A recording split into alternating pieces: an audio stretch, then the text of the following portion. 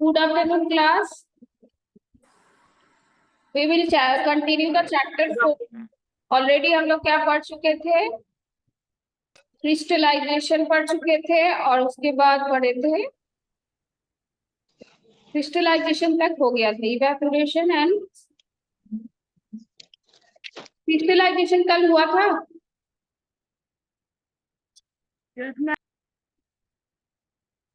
नहीं, क्रिस्टलाइजेशन तक नहीं पढ़ाए थे, इवेपोरेशन तक पढ़ाए थे। ठीक है, तो आज क्रिस्टलाइजेशन से स्टार्ट करते हैं।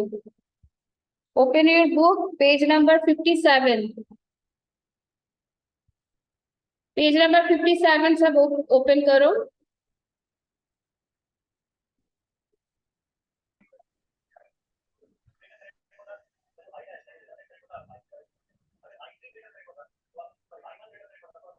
अच्छा, ये शेयरिंग दिख रहा है? It is visible to all? Yes, ma'am. Yes, ma'am. Okay, everybody yourself. मेरे को बैकग्राउंड साउंड आएगा और हम पढ़ा रही। Mute yourself. ओके, कल हम लोग क्या पढ़े थे कि दो टाइप के मिक्सचर होते हैं। एक होता है जो सॉल्यूबल होता है वाटर में और एक होता है इनसॉल्यूबल होता है। तो जो सॉल्यूबल होता है उसको हम लोग दो प्रोसेस से अलग कर सकते हैं। एक कल बोले थे इवेपोरेशन, ऑलरेडी डिस्कस कर चुके हैं कि अगर वाटर में सॉल्ट डिसॉल्व हो गया है और उसको हमको सॉल्ट को अलग करना है तो हम लोग क्या करेंगे? इवेपोरेट करेंगे, सिंपली इवेपोरेशन कर देंगे।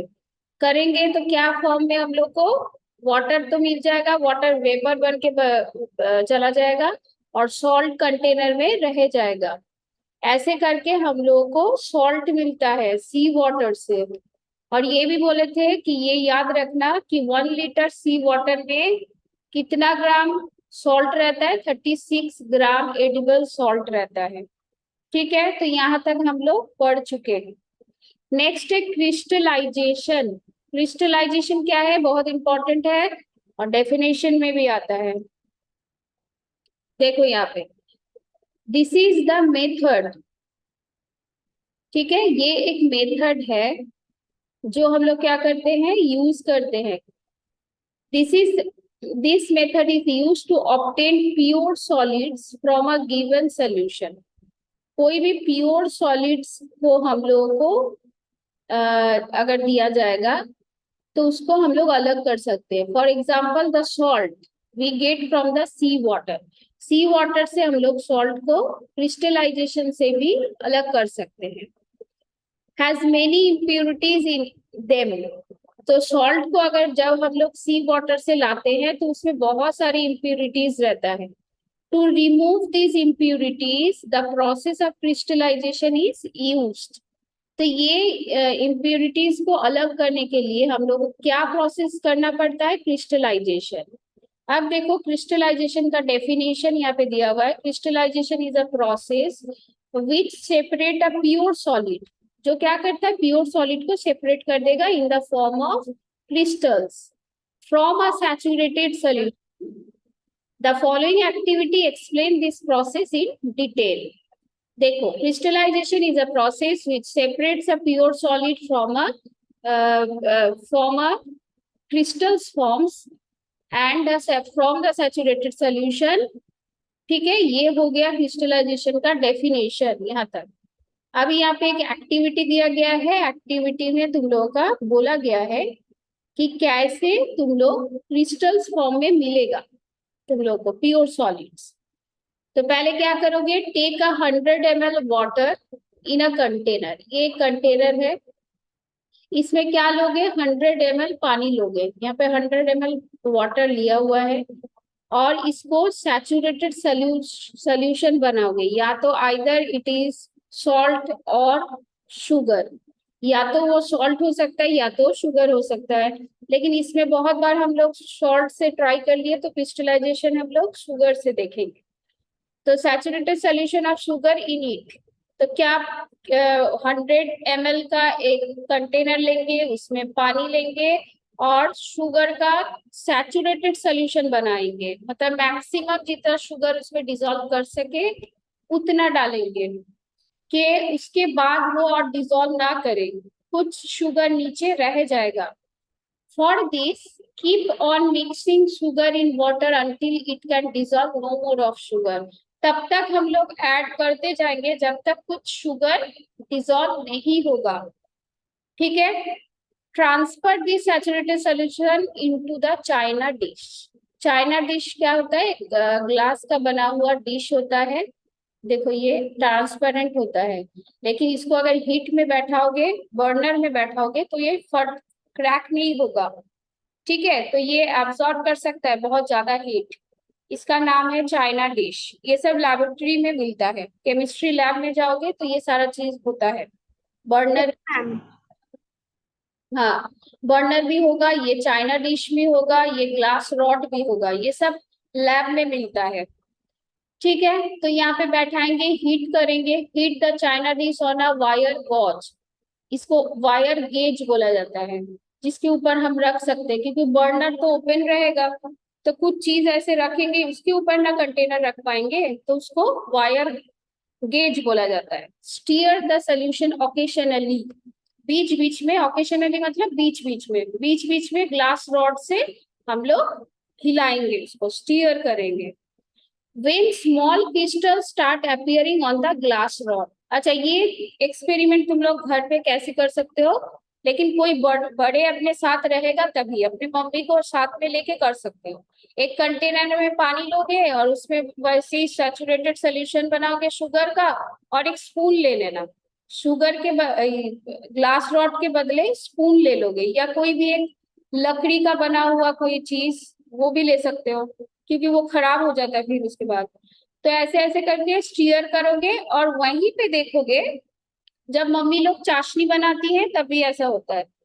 तो देखोगे कि जो सोल्यूशन है वो स्टिकी हो जा रहा है, स्टिकी।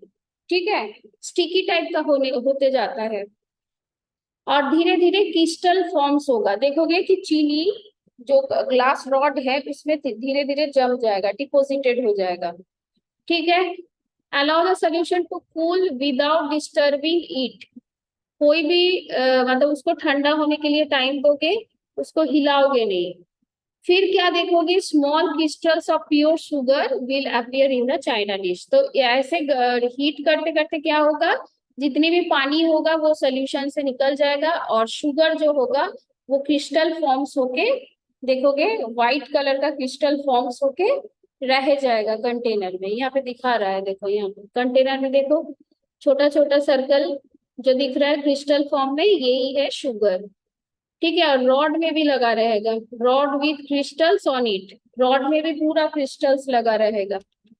ठीक है, तो ये एक्टिविटी से देखोगे कि क्रिस्टलाइजेशन कैसे होता है, ऐसे इम्प्यूरिटीज निकल जाता है और प्योर सॉलिड्स हम लोगों को मिल जाता है। ठीक है, तो ये बहुत इंपॉर्टेंट है, इसका डेफिनेशन बहुत इंपॉर्टेंट है, आता है डिफाइन में। अच्छा, नेक्स्ट हो जाएगा मैम किसका डिफिनेशन? क्रिस्टलाइजेशन का। एक ma'am. Crystallization is often used for purification of salt we get from the sea। ये तो पहले ही हम लोग पढ़े थे कि क्रिस्टलाइजेशन प्रोसेस से हम लोग सी वाटर से जो सॉल्ट को लेते हैं, उससे हम लोग इम्प्यूरिटीज को हटा सकते हैं। We can also use this process to separate out crystals of alum। alum मतलब फिटकरी होता है, घर पे सबका होगा फिटकरी। And blue vitriol. Blue vitriol एक केमिकल चीज है, केमिस्ट्री लैब में मिलेगा। From their impure samples. ठीक है, जो फिटकरी होता है उसके बॉडी में वो देखोगे व्हाइट कलर का होता है ऐसे, और उसमें बहुत सारा इम्प्यूरिटीज रहता है, तो उसको जब हम लोग निकालते हैं, क्रिस्टल्स फॉर्म में निकालते हैं, तो सिर्फ उसका प्योर क्रिस्टल्स फॉर्म ही मिलता है, बाकी इम्प्यूरिटीज क्रिस्टलाइजेशन प्रोसेस से हम लोग निकाल देते हैं। ठीक है, ब्लू विट्रियल और एलम को जब हम लोग कहीं चीज से निकालते हैं तब तो वो इम्प्योर रहेगा, लेकिन जब हम लोग क्रिस्टलाइजेशन प्रोसेस के थ्रू उसको ये करेंगे तो क्या होगा, सिर्फ सॉलिड्स को ही, प्योर सॉलिड्स को ही हम लोग एक्सट्रैक्ट कर सकते हैं। ठीक है, नेक्स्ट है, ये तो हो गया वो सॉलिड जो डिजोल्व होता है वाटर में, ठीक है। ये दो प्रोसेस उसी के लिए एप्लीकेबल है जो वाटर में डिजोल्व करता है, हो गया।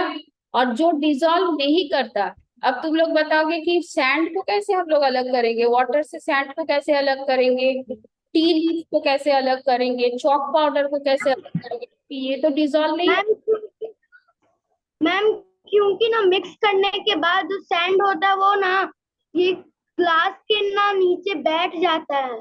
हाँ हाँ, बैठ जाता है, वही तो बता रहे हैं अभी। तो क्या होगा, कोई कोई सॉलिड होता है जो वाटर में डिसॉल्व नहीं करता, और वाटर के नीचे कुछ देर बाद वो एक लेयर बनाता है, उसी को क्या बोला जाता है, सेडिमेंटेशन। देखो यहाँ पे पढ़ेंगे, यहाँ पे लिखा हुआ है separating solids that do not dissolve in the liquid.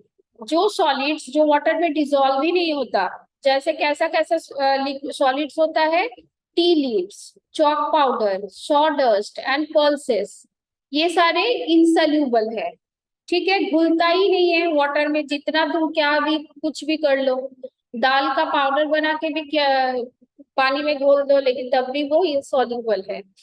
The components of such mixture can be separated by the following methods। तो insoluble जो भी substances होगा उसको following method से हम लोग अलग कर सकते हैं। क्या क्या following methods है, sedimentation and decantation, ठीक है। एक है सेडिमेंटेशन और एक है डिकैंटेशन। अब सेडिमेंटेशन क्या है, वही जो बोल रहा था कि अगर हम लोग वाटर में सैंड डाल दे और सैंड को पूरा स्टीयर कर दे तो पूरा पानी क्या होगा, एकदम क्लियर नहीं लगेगा, ठीक है, एकदम लगेगा कि इम्प्यूरिटीज उसमें मिक्स हो गया है। फिर उसको थोड़ी देर बाद रख दो, 5-10 मिनट तक ऐसे ही छोड़ दो, तो क्या होगा, सारी जो सैंड है वाटर के नीचे एक लेयर बनाएगा, उसी प्रोसेस को क्या बोला जाता है, सेडिमेंटेशन। दो अलग अलग लेयर बनाएगा, प्योर वाटर ऊपर में हो जाएगा और नीचे सैंड बैठ जाएगा, ठीक है। तो sedimentation is a process by which insoluble heavy solid particles in a mixture settle down on their own, अपने आप ही बैठ जाए, ऐसा नहीं कि हम लोग कुछ करके उसको बोलते हैं कि बैठ जाओ नीचे बैठ जाओ, ऐसा तो नहीं बोलते हैं। तो अपने आप ही वो क्या हो जाएगा, सेटल डाउन हो जाएगा। when left undisturbed for some time, जब उसको कुछ देर तक हम लोग डिस्टर्ब नहीं करेंगे, अनडिस्टर्ब रहेगा वो, तभी वो क्या होगा, सेडिमेंटेशन प्रोसेस हो पाएगा, ठीक है। तो अगर कोई तुमको बोलेगा कि वाटर में सैंड मिक्स हो गया है, अब हमको ये सैंड अलग करके दिखाओ, तो तुम लोग पहले ही क्या करोगे, उस सोल्यूशन को थोड़ी देर के लिए रख दोगे, रख देने के बाद क्या हो जाएगा, सारा जो सैंड है वो बैठ जाएगा, और फिर क्या हो जाएगा, वाटर ऊपर में आ जाएगा और सैंड नीचे आ जाएगा। अब उसको अगर तुम लोग धीरे धीरे पानी को और एक कंटेनर में डाल दोगे तो क्या हो जाएगा, पानी अलग और सैंड अलग। फिर तुम अपने दोस्त को दे दो कि देखो हम तो अलग कर दिए हैं सैंड और वाटर को, ठीक है। तो ये एक प्रोसेस हो गया, इस प्रोसेस को क्या बोला जाता है, सेडिमेंटेशन। देखो, in order to separate out the two, the liquid has to be gently poured into another container. अब ये दोनों को अलग करने के लिए लिक्विड को धीरे धीरे जेंटली, ये नहीं बहुत हिला रहे हैं तब तो पूरा सैंड फिर मिक्स हो जाएगा, जेंटली अनदर कंटेनर में हम लोग उसको डाल देंगे, पोर कर देंगे, ठीक है। The process of obtaining clear liquid. अब देखो, जिस कंटेनर में हम ये वाटर को, प्योर वाटर को डाल दिए और ये वाला अलग हो गया, प्योर वाटर अलग हो गया, इस प्रोसेस को क्या बोला जाता है, डिकैंटेशन, ठीक है। सेडिमेंटेशन एक हो गया जो बैठ जाता है, सेटल डाउन, और डिकैंटेशन मतलब लिक्विड को हम लोग अलग कर दे रहे हैं। देखो यहाँ पे डेफिनेशन दिया हुआ है, the process of obtaining clear liquid bye pouring it into another container without disturbing the sediment, sediment को हम डिस्टर्ब ही नहीं करेंगे, इस कॉल्ड डिकैंटेशन, ठीक है। तो ये दोनों में बच्चे कंफ्यूज हो जाते हैं, सेडिमेंटेशन और डिकैंटेशन। सेडिमेंटेशन मतलब सिर्फ सेटल डाउन होना, और कुछ देर के लिए लिक्विड को अनडिस्टर्ब रख दो तो वो सेटल डाउन हो जाएगा, उसी को बोलते हैं सेडिमेंटेशन, ठीक है, और जो नीचे बैठा रहता है पार्टिकल्स उसको बोलते हैं सेडिमेंट। ठीक है, लेकिन डिकैंटेशन किसको बोलेंगे?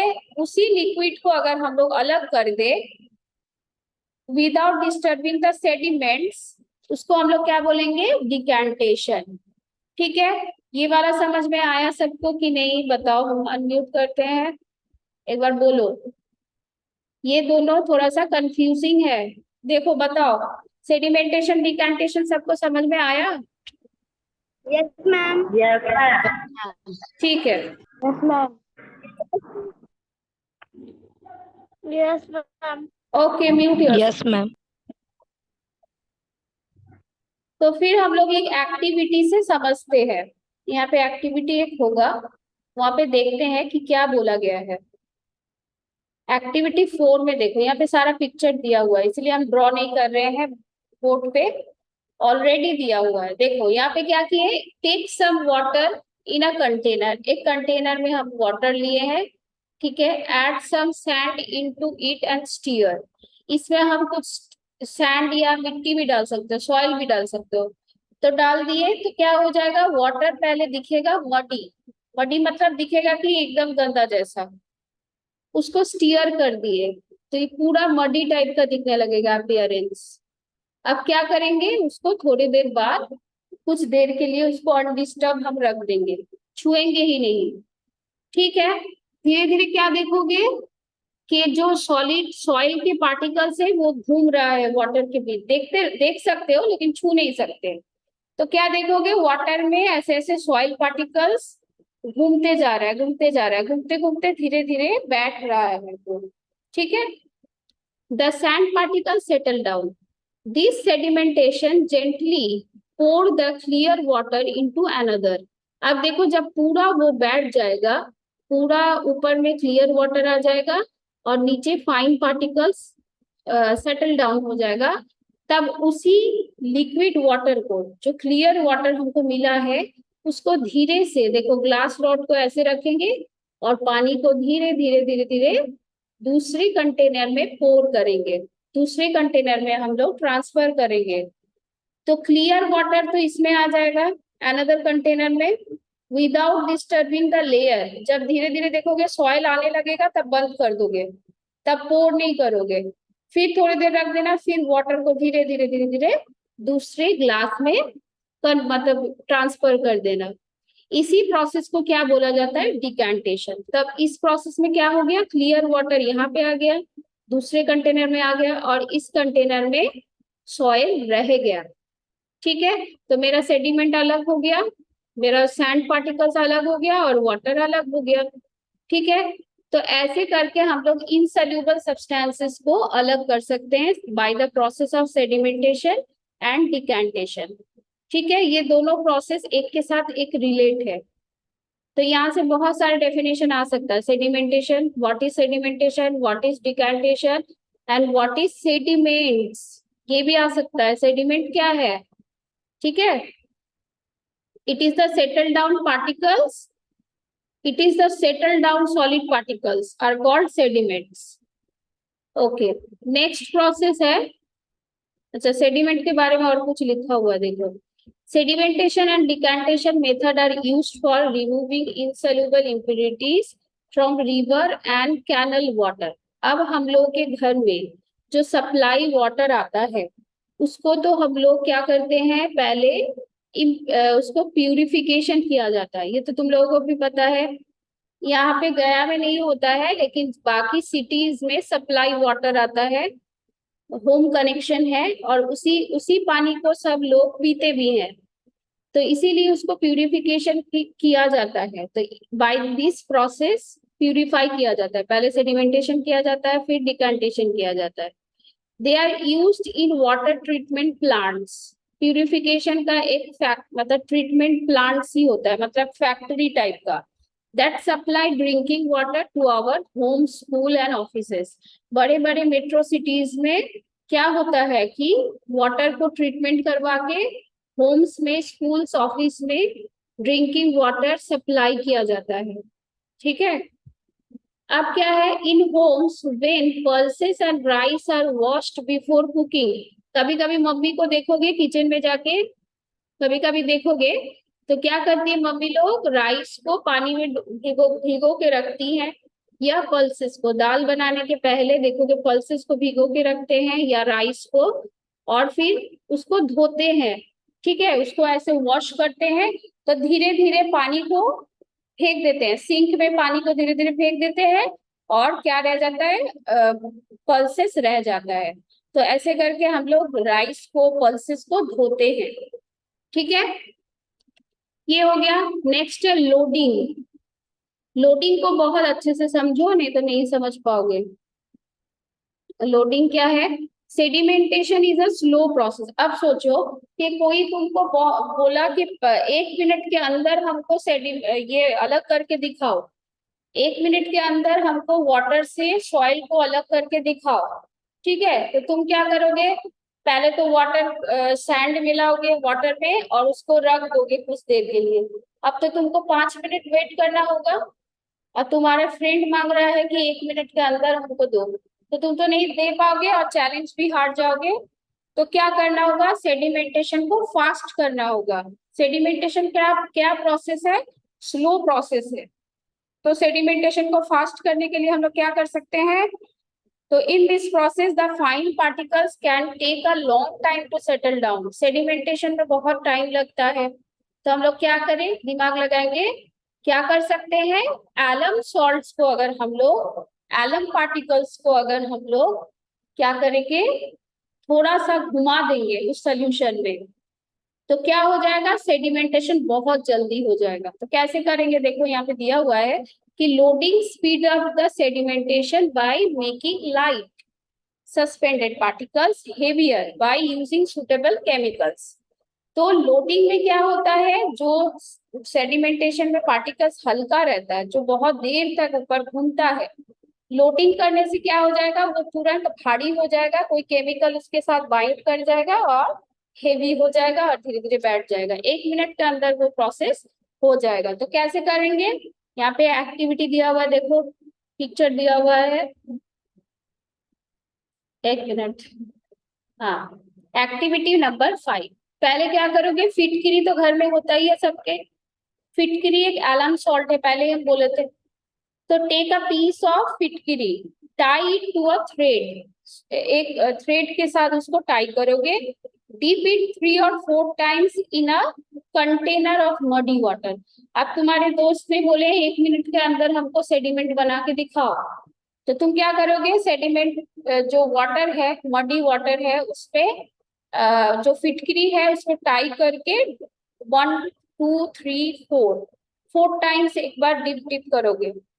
ठीक है, फिर take it out and let the muddy water stand undisturb for some time. अब उसको निकाल लोगे और उसको छोड़ दोगे undisturb. Note that the time taken by mud particles to settle down. अब सेटल डाउन होने का टाइम तुम नोट करके रखो, और एक अलग कंटेनर में सेडिमेंटेशन का टाइम काउंट करो। दोनों में देखोगे बहुत जल्दी किसमें होगा? लोडिंग में होगा। You will find that the loading makes the process a lot faster. Sedimentation slowly होगा, लेकिन loading जल्दी जल्दी होगा। In this particular case, the alum dissolve quickly. alum जब हम लोग यूज कर लेंगे तो वो पार्टिकल्स को जल्दी जल्दी क्या करेगा? सेटल डाउन कर देगा and makes them heavier. The heavier mud particles settle down more easily and quickly. अगर ये पार्टिकल्स को, सॉलिड पार्टिकल्स को या मड पार्टिकल्स को हम लोग सेटल डाउन कर दे तो इजीली क्या हो जाएगा? सेडिमेंट बना देगा। ठीक है, it has been observe that it is sometimes difficult to breathe after a strong wind and storm. अभी देखोगे कि बहुत गर्मी है, तो थोड़े दिन बाद जरूर से स्ट्रॉम आएगा, डस्ट स्ट्रॉम आएगा। ठीक है, मतलब आंधी। तो आंधी जब आएगा बहुत धूल उड़ता है, क्योंकि पहली बार सब धूल, मतलब पहली बार जब आंधी आएगा तो बारिश क्या होगा? इतने डस्ट पार्टिकल्स है, सारा सूखा हुआ है, सब उड़ने लगेगा। तो स्ट्रॉन्ग विंड जब आएगा, स्ट्रॉन्ग आएगा, तो हम लोग को ब्रीथिंग में, मतलब सांस लेने में तकलीफ होता है, ब्रीथ करने में तकलीफ होता है। This is due to the presence of fine particles, dust particles in the air. किसी किसी को तो डस्ट पार्टिकल से एलर्जी भी होता है, तुरंत वो छींकने लगेगा, स्ट्रॉम में जाएगा तो तुरंत छींकने लगेगा। ठीक है, तो जो फाइन पार्टिकल सस्पेंडेड रहता है एयर में, उससे प्रॉब्लम होगा, हम लोग सांस नहीं ले पाएंगे अच्छे से, पूरा धूल मुंह में आ जाएगा। However, a rainfall after storm, जब स्ट्रॉम के बाद रेनफॉल होता है तो क्या हो जाता है, remove this dust particles and the air becomes clear and fresh. अब जब डस्ट स्ट्रॉम के बाद तुम बाहर निकलोगे या छत पे जाओगे तो क्या देखोगे, अच्छा लगेगा, बहुत क्लीन लगेगा, ट्रीज भी बहुत ग्रीन लगेगा, चारों तरफ फ्रेश लगेगा। क्यों लगता है ऐसा? क्योंकि रेनफॉल के बाद जो डस्ट पार्टिकल्स होता है वो सारे क्या हो जाते हैं, हेवी हो जाते हैं। फाइन पार्टिकल्स के ऊपर अगर वाटर गिरेगा तो क्या हो जाएगा, वो हेवी हो जाएगा, सारा डस्ट पार्टिकल्स धीरे धीरे बैठ जाएगा। ठीक है, और जो एयर है वो क्लियर हो जाएगा, फ्रेश हो जाएगा। The dust particles in the air get loaded with water. Loaded मतलब हेवी, हम लोग बोलते हैं ना कि बहुत लोड हो गया है, मतलब क्या है कि बहुत हेवी हो गया है। Loaded with water and settle down, thus loading helps in cleaning the air more quickly. ठीक है, इसीलिए लोडिंग से क्या होता है, एयर क्लीन हो जाता है। ठीक है, तो ये हो गया, ये प्रोसेस भी समझ में आया सबको?